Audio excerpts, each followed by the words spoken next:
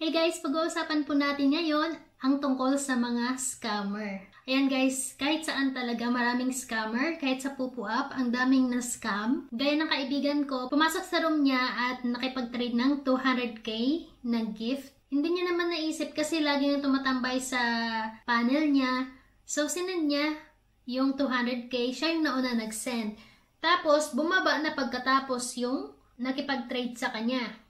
Pangalawa naman, umakyat siya sa ibang panel, tapos siya naman nauna yung nag-send. Ang ginawa sa kanya, binlock siya after.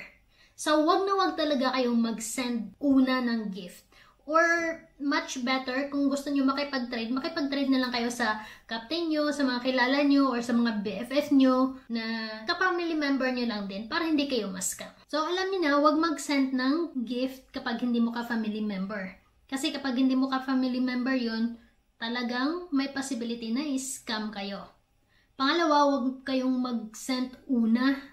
Kasi nga, kung kayo mauna mag-send, goodbye na kaagad kung hindi naman kayo kilala. Pwede din kayong i-block nila, tapos hindi nyo makuha yung ID number nila kapag na-block mo sila. Or kapag na-block ka nila una, hindi mo ma-report yun kasi hindi mo na makuha yung family ID. So, dito sa Hi Family, sobrang dami na pong mga captain at saka co-captain members na nag-send ng mga pictures na na-scam sila. Meron pang na-scam na halos 200k yung gift.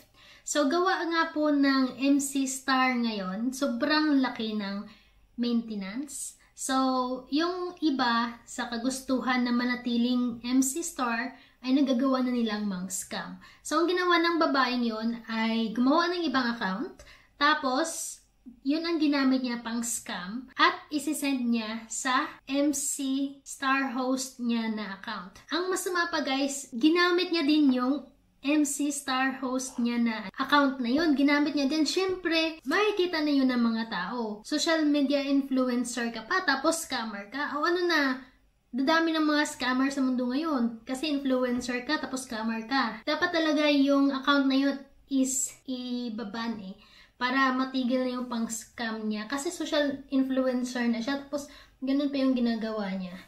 So, yun lang talaga ang gawin natin. Iwas. Dead man yung papasok sa room nyo na makikipag-trade ko, no? Tapos hindi nyo naman kilala. Dead man nyo yun. Hintayin nyo lang yung captain nyo at doon kayo makipag-trade. Kasi sure yan.